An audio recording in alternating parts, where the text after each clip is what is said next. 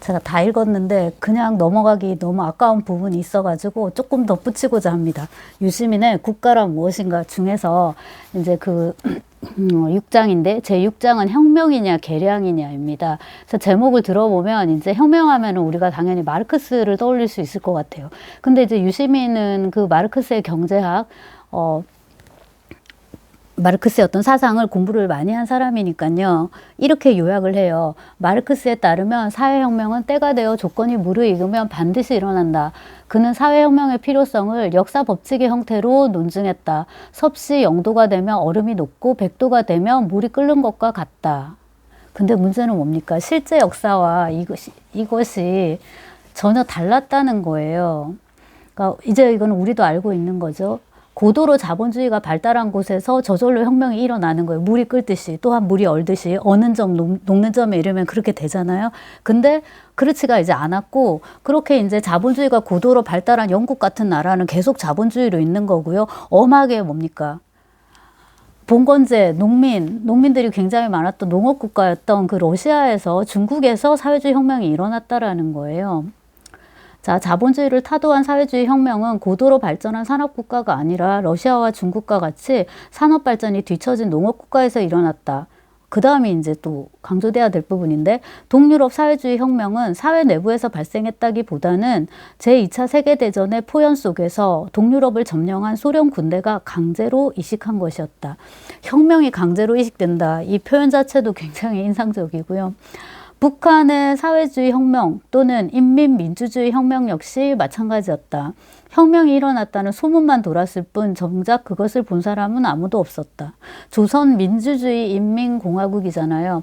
약어를 따가지고 러시아어로는 깨엔데르라고 이제 하는데, 이제 줄여서는 북한이라고 하죠. 북한. 우리 러시아어로도 스예베르나야 까레야 이제 이런 식으로. 그래서 유학할 때 한국에서 왔다 그러면 북이냐 남이냐 이제 많이 들었었는데요. 이 북한 조선민주주의 인민공화국 같은 경우에도 혁명이 일어났다는 소문만 돌았을 뿐 정작 그것을 본 사람은 아무도 없었다.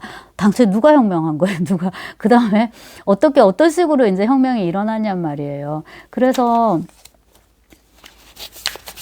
어떻게 이렇게 그 마르크스의 아름다운 이론이 실제 현실, 실제 그 역사의 흐름과는 하나도 맞아떨어지지 않았을까? 왜 이렇게 되었을까? 원인은 여러 가지가 있겠지만 근본적으로는 국가가 단순한 지배계급의 도구가 아니며 물질적 이해관계의 대립이 사람의 정치 행위를 결정짓는 유일한 변수도 아니기 때문이다. 마르크스는 국가에 대해서, 국가를 바라보는 인간의 의식에 대해서 너무나 낙관적이고 단순하게 생각했다라고 잘 짚어주고 있습니다. 우리가 어릴 때 유물론적 변증법 이런 식으로 해서 배웠던 거 있잖아요. 그 유물론적 토대가 정신을 많이 결정하죠. 많은 것을 결정하지만 그것이 또한 전부도 아니고요. 단순히 그 지배 계급의 어떤 역학관계로 현 사회의 어떤 모습과 그 다음에 역사 발전이 다 설명되는 것도 아니고, 이거는 이제 보다 더 어떤 복잡한 그런 내적 기전에 의해서 이루어진다. 그걸 아마 이제 마르크스가 너무 단순화했다. 어떤 쪽으로? 낙관적인 쪽으로. 그래서 이제 실제로는 이게 잘 되지 않았다는 것인데요. 유시민이 어디 딴 데서 쓴 글을 보면 사회주의 실험이 말하자면 실패로 돌아간 거잖아요. 소련이 이제 무너졌으니까, 소비에트 연방이. 하지만 사회주의의 그 정체 실험이, 정치 체제로서의 사회주의의 실험이 실패로 돌아갔다고 해서 그게 자본주의가 아주 완벽한 체제라는 걸 증명해 주지는 않는다는 거죠. 자본주의는 또 그 나름의 문제가 계속 있기 때문에 어떤 식으로든지 그거를 이제 안고 가는 거죠. 그러니까 수정하면서, 고쳐가면서, 보충하면서 그렇게 이제 가야 된다는 건데요. 마르크스하고 약간 라고 해야 되나? 그 대립되는 이제 그런 사상가로 포퍼를 얘기합니다. 칼 포퍼. 포퍼는요, 제가 이름을 들은 기억이 있고 아마 책을 읽었던 것도 같아요. 열린 사회와 그 적들이라고 옛날에 민음사에서 이데아 총서라는 거를 쭉 발간을 했습니다. 하얀색 표지에 이렇게 작은 이렇게 소문자 아이 이데아가 이렇게 있는 이데아 총서인데, 거기에 좋은 책들이 참 많았었고요. 아마 그 중에서 많이 반응이 좋았던 것들을 모아가지고 지금 이제 더 내고 해서 아우어바흐의 미메시스 그런 거 이제 대표적인 책인데요. 거기에 보면은 그 열린 사회와 그적들이라는 제목의 책이 있었고 작고한 소설가 김소진이 그런 제목으로 소설을 썼었는데 내용까지는 생각이 안 나지만 아무튼 그래서 이제 그 책을 읽어야겠다 혹은 읽었거나 그런 이제 생각이 있는 책인데 여기 이제 그 유시민이 요약을 이제 되게 잘 해놨는데요. 포퍼는 사회의 근본적인 변화를 도모하는 혁명에 그 플라톤식 접근법에 입각한 유토피아적 공학이라는 이름을 붙였다. 유토피안 엔지니어링. 그러니까 이게 말이 좀 온건해서 그렇지 사실 이제 이게 혁명인 거죠. 확 뒤집어서 유토피아를 이제 만드는 그런 건데 이거는 좀 이제 무서운 건 거예요. 반면에 이제 다른 방법이 있는데 그건 뭐냐면 점진적 공학, 피스밀 엔지니어링이라고 합니다. 이제 점차 이렇게 갑자기 혁명을 하는 게 아니라 개혁을 해 나가는 거죠. 혁명이 아니라 개혁을 해 나가는 거죠. 한편으로 말하면 레볼루션 해서 완전 뒤집는 게 아니라 에볼루션, 진화하듯이 이렇게 점점점 이제 발전시켜 나가고 개혁해 나가고 하는 그런 거거든요. 그런 거에 대해서 이제 이렇게 저렇게 요약을 하는데, 너무나도 이제 살기가 힘들면은 폭력혁명이 이제 정당화될 수도 있다. 근데 여기 다 요약을 한 다음에 유시민이 이제 물음을 던지는데 이 179쪽인데요. 역사적인 사실에 근거해서 포퍼에게 물어봅시다. 기원전 73년 검투사 양성소를 탈출해서 로마 제국의 군대에 맞섰던 스파르타쿠스에게 노예 제도라는 최악의 긴급한 악을 제거할 수 있는 그 어떤 점진적 공학이 있었을까라고 이제 묻는다면 답이 너무 뻔한 거잖아요. 그리고 지금 하필 또 리들리 스콧이 이번에 만들었잖아요. 두 번째 글래디에이터 2. 1번보다는 좀 못한 것 같더라고요. 아무튼 그렇고 그 다음에 또 이제 예를 드는 게 전봉준이죠. 우리 그 녹두장군 마찬가지고요. 그 다음에 이제 그 1789년에 파리 그 프랑스 혁명요. 파리 시민들한테 야 점진적으로 좀 해보자. 피스밀 방식으로 해보자. 굳이 이렇게까지 해야 돼? 이렇게 그 다음에 이제 1905년 소련을 예를 듭니다. 러시아를 그냥 좀 얘기 좀 해보려고 저쪽에서 우리 핍박해갖고 얘기 좀 해보려고 이렇게 그 가폰 신부 앞세워 가지고 궁전 앞으로 모인 사람들한테 발포를 해버린 거예요. 좋은 말로 합시다. 좋은 말로. 이 게임이 안 되는 거죠. 총을 쏴버렸는데.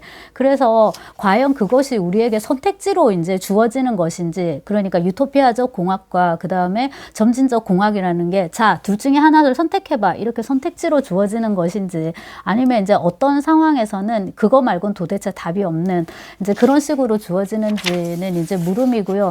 다 끝난 역사에 대해서 이러쿵저러쿵 말하는 건 쉽지만은 현재 진행 중인 어떤 상황에 대해서 말하기는 참 쉽지가 않다이고, 그거를 하는 사람들이 정치인인 거잖아요. 지금 어떤 정책을 펴야 되고.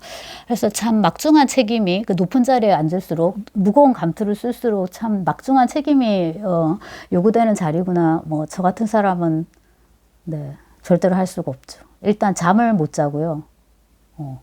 밥을 또 많이 먹어야 되잖아요. 정치는 사람을 만나야 되는데 조찬 모임, 또 오찬 모임, 만찬, 조찬 3개, 오찬 3개, 만찬도 2개, 하루에 밥을 몇 끼를 먹어요.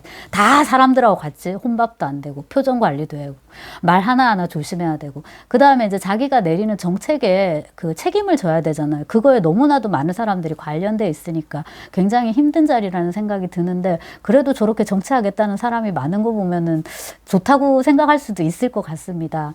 그리고 이제 여기 그 혁명이냐 개량이냐에서 유시민은 이제 원래 전공이 경제학이니까 여기 케인즈 얘기를 하거든요. 케인즈가 누구죠? 케인즈는 경제학자인데요. 저는 잘 몰라요. 근데 이제 그 케인즈가 경제학이 너무 어려워가지고 그 케인즈가 그 자본주의 요 앞에 보면은 앞쪽에 국가란 무엇인가에 아담 스미스 나옵니다, 여러분. 국부론, 보이지 않는 손, 가격 그거 얘기했던 이제 아담 스미스가 나오는데요. 그런 식의 이제 쭉 자본주의 경제의 어떤 토대에서 그래도 국가가 좀 많이 적극적으로 개입을 해가지고 경제 상황에서 자연 상황에서 발생하는 이러저러한 문제점을 좀 이렇게 다듬어 가야 된다, 해결해야 된다라는 식의 이제 어떤 주장인가 봐요. 그거를 이제 예로 이제 드는 게 히틀러가 케인즈를 읽었든 말았든 어쨌거나 이제 아우토반을 만들고 했던 거, 군수산업 이런 거 했던 거. 그 다음에 이제 루즈벨트죠. 루즈벨트는 아시다시피 미국의 대통령이었는데요. 소아마비 때문에 다리를 못 쓰시는.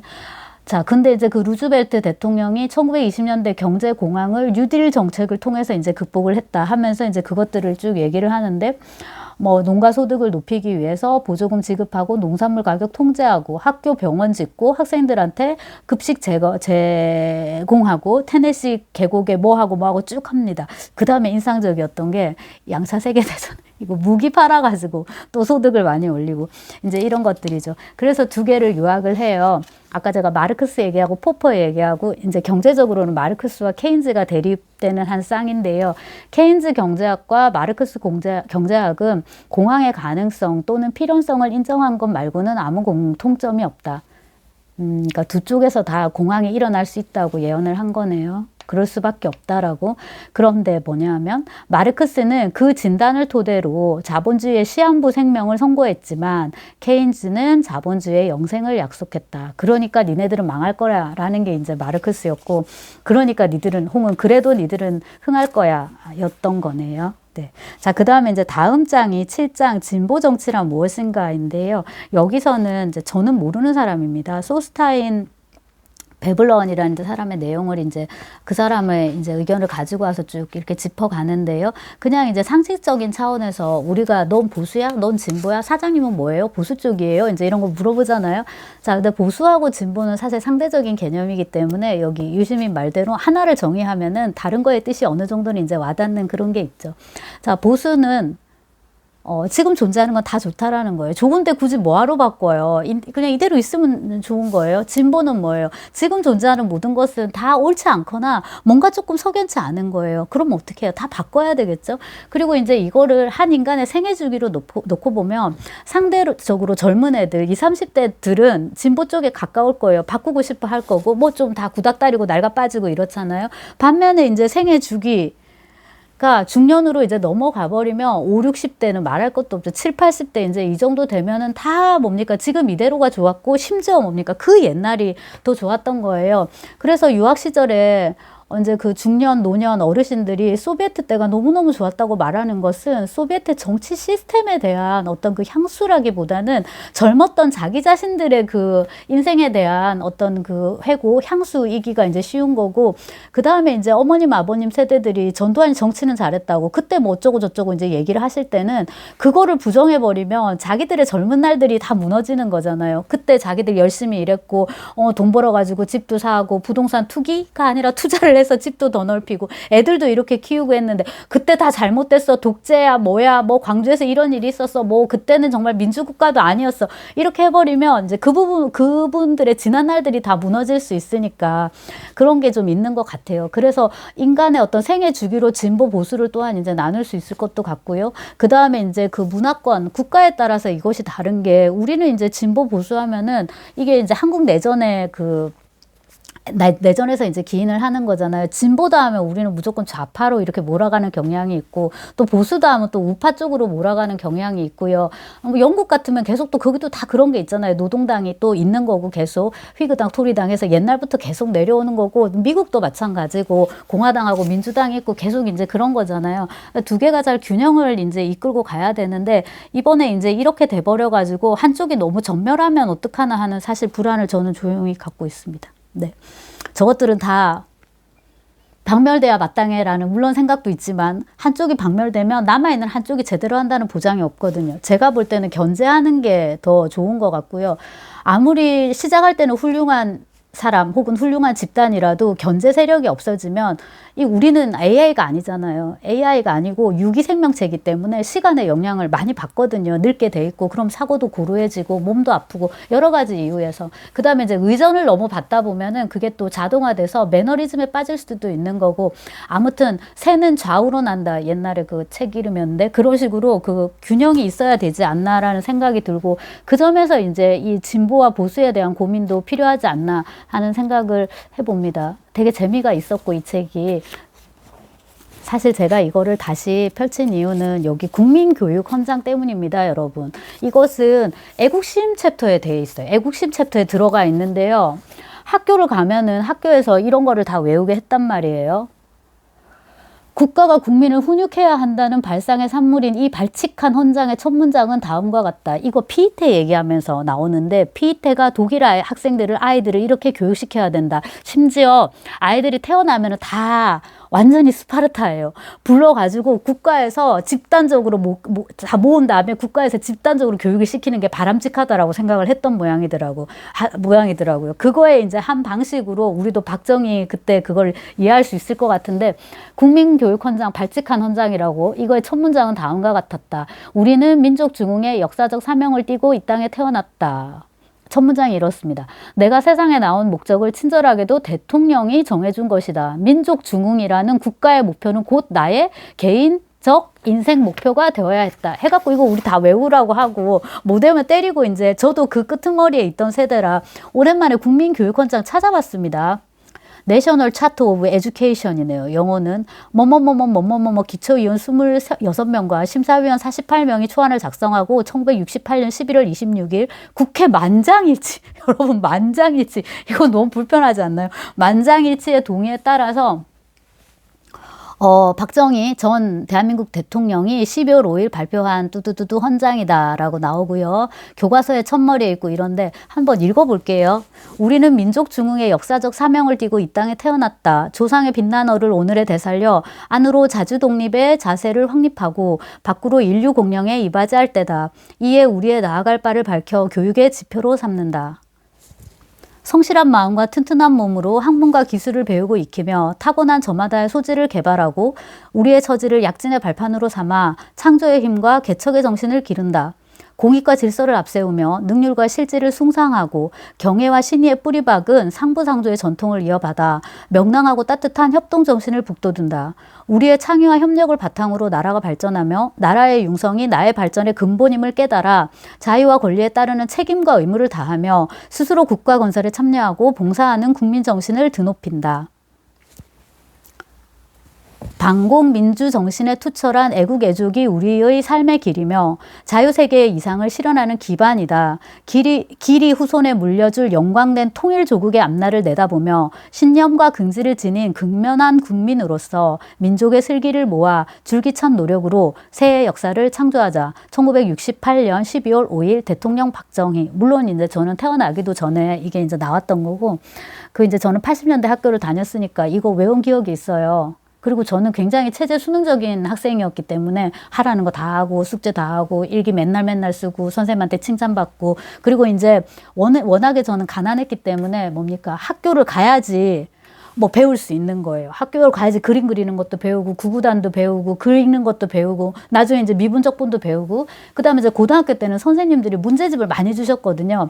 제가 그런 거 못 받아 보니까 애들 막 학습지 받아보고 과외 뭐 이런 거 뭐 부자들만 하긴 했지만 그런 거 이제 못 하니까 선생님들 그 받는 학습지 같은 거를 이제 그 한 학기가 지나면 저한테 많이 주셨단 말이에요. 그런 식으로 뭐 하나라도 하려면 무조건 학교를 가야 되는 거예요. 그래서 그때도 이걸 되게 열심히 외웠던 것 같은데 국민교육헌장을 다시 이렇게 보니까 생각보다 문장이 너무 좋아요. 간결하고 그다음에 이제 한자어가 많이 들어가 있는데 저런 단어들 뭐 알아두면은 글 쓰는데 좋죠. 왜냐하면 한자는 기본적으로 조합력이 높기 때문에 상대적으로 이제 형상성이나 생동감 이런 거는 우리 고유말이 높지만은 한자어 교육을 저는 해야 된다고 생각하는 쪽이거든요. 아무튼 그래서 문장이 생각보다 괜찮고 되게 재미있는데 유시민 책의 문체하고 있죠. 이 국민교육헌장의 문체가 은근히 닮아 있어요. 굉장히 단정적이고요. 논증적이고 그다음에 이제 나름대로 이게 논설문인 거잖아요. 그 글의 형식으로 말하자면 설명문이 아니라 논설문이잖아요. 뭐뭐뭐 하자라는 거잖아요. 근데 이 유시민 책을 읽으면은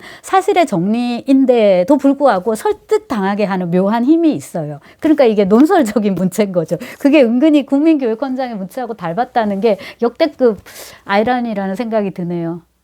예, 욕하면서 배운다고, 그 다음에 부모들 뒷꼭지 보고 자식들이 배운다고 하는데, 이제 이 맥락에서 교육을 받았으니까, 그것이 이제 글쓰기에도 이렇게 이제 배워나올 수 있는 게 아닌가라는 생각이 들고요. 제가 지금 이거를 외워야 되는 이제 나이가 아니고, 우리 아이들은 이제 이런 거 안 외우잖아요. 그러니까 이거를 그냥 하나의 텍스트로 보는 거잖아요. 그러니까 되게 재미있게 읽히고, 뭐 괜찮네, 좋은 말도 많네, 이런 생각이 듭니다. 자, 끝으로, 국가란 무엇인가? 이제 저 같은 흙수저, 저는 이제 잘할 때는 제가 무수저인 줄 알았지만 정말로 가난한 아이들도 많았기 때문에 생각하면 이제 흙수저 정도 될 텐데, 저 같은 이제 흙수저는 국가가 무엇인가, 국가가 나를 위해서 무엇을 할 것인가 묻지 않아요. 내가 국가를 위해서 무엇을 할 것인가, 그것도 묻지 않죠. 내가 나를 위해서 무엇을 할 것인가를 이제 생각하는 거죠. 왜냐하면은 이 나라가 뭐 나한테 국가가 뭐 나 대신 지금 학력고사 나중에 수능으로 받겠지만 그거 쳐줄 것도 아니고, 내가 서울대 들어간 다음에 뭐 국가가 나한테 뭐를 해줄, 국가가 나한테 뭐 자취방 월세를 내줄 거예요. 뭐 점심을 뭐 사줄 거예요. 뭘 해줄 거냔 말이에요. 아, 물론 장학금 받고 해야 되죠. 근데 이제 학교가 주는 거지, 그거를 우리가 이렇게 추상적인 어떤 개념의 국가로까지는 이제 생각하지 않는 거죠. 그러다가 이제 이 국가라는 거를 생각하게 된 거는 개인적으로는 30대 박사학위 받고 이제 돌아오면서 사회인, 생활인으로 이제 본격적으로 첫 발을 내디디면서 이제 국가라는 것에 대해서 이제 생각을 하게 되고, 결혼하고 아이를 낳고 이렇게 하면서 나 개인의 삶이 아니라 또 공동체, 가족이라는 공동체, 그 다음 이제 내가 속해 있는 학교 공동체, 뭐 예를 들자면 뭐 서울시 공동체, 대한민국 공동체, 이런 식으로 이제 확장하는 거죠. 그렇게 하면서 이제 국가란 무엇인가를 생각해 보게 됐는데, 제목은 이제 이렇지만 이 안에 그 인권 문제라든지 자유 뭐 여러 가지들, 그 다음에 도덕 철학이라든지 그런 것들이 많이 들어 있어서, 유시민 책을 아직 안 읽으신 분들은 일단은 거꾸로 읽는 세계사 정말 추천하고요. 그 다음으로는 이 책을 보셔도 좋을 것 같습니다. 읽으면서 제가 되게 좀 생각이 많아졌고, 더 안 찍으려고 하다가 어젯밤에 이제 이 국민교육헌장을 비롯하여 몇 가지 그 말들이, 아까 말씀드린 마르크스나 포퍼를 비교하는 그런 것들이 좀 어른거려가지고 다시 한번 찍게 됐습니다. 여러분도 좀 읽어보시면 좋겠습니다.